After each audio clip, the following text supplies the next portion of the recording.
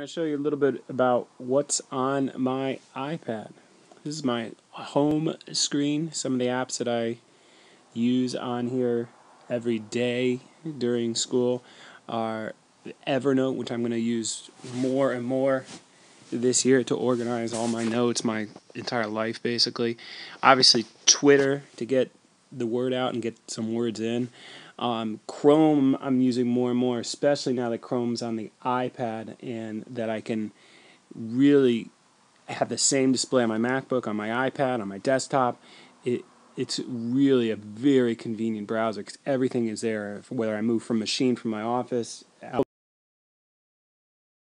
of the other old favorites out here: Weatherbug, Instagram, Facebook, the New York Times, messages to talk to my wife, etc., and the calendar, which again, it's all integrated with Google, etc. It really works great. I've tried to get everything into folders. You'll see that all the Google stuff is here, Google Drive, so all my documents can come up on the iPad. I can edit them, etc. I can blog right from here. Pretty easy. Entertainment, using it as a TV, ABC, PBS, NBC, and again, we can display right on the Apple TV. Radio stations. Time Machine is a great app. I love using that. News, NPR Music is great. Getting the sports scores. Using Zeit is a great app to use, but really NPR and NPR Music is kind of my go-to spot. Let's look at some of the music apps, percussion apps. I'm starting a hip-hop class this year, and so this drum beat app is going to be used a lot. Some of the music apps, and I've been getting rid of more and more music apps. They stay on my MacBook and trying to consolidate a little bit. I've got a metronome. I've got a tuner. The beats per minute is kind of fun to really keep us solid. I use Beatwave in theory class to really teach harmony and vertical and horizontal movement. Fourscore I'm going to really try to use as I'm really trying to go digital and put the music here on the iPads. Let's go to the next music one. Here, the 6 strings we use a lot in choir and band to teach harmony.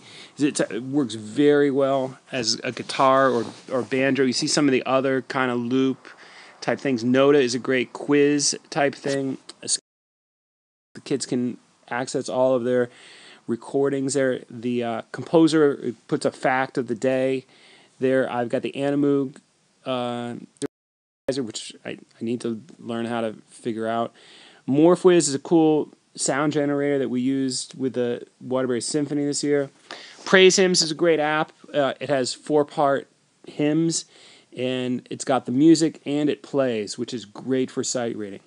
VoiceJam is a really cool app. It loops. These loops. You use your voice or any sounds, and it really works great. Other music, we just did that one. MadPad we use for, again, teaching composing, and it's neat. GarageBand is probably used more than anything. iShred we've started to use to send the guitars through. Spotify, Dustbuster, a really cool piano-based game, which you put the iPad right on the piano and the notes drop to learn how to play songs. Kids have a lot of fun with that. I like those better than some of the other piano games. Wild Chords is a pretty cool guitar learning game. I've been trying to work on that a little bit too. I got Band of the Day, which is fun. You'd be amazed at how many things are out there. Thumb Jam.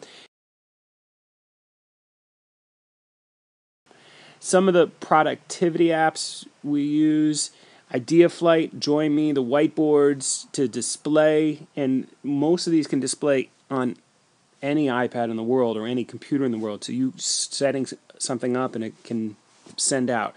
FaceTime and Skype, obviously we a lot. The stopwatches are good in class. You have 5 minutes to do this, 10 minutes to do this. OnLive Desktop, somebody says I need Microsoft Office. OnLive Desktop is really use Note Shelf to do our notes, especially TV through the Apple TV. Show Me is a great app. I have kids create 90-second little videos about what is a perfect fourth, what is a tuba, what is a choir, that type of thing. Let's do some others.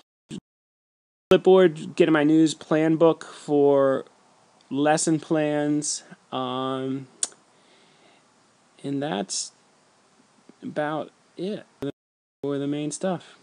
All right, my quick tour.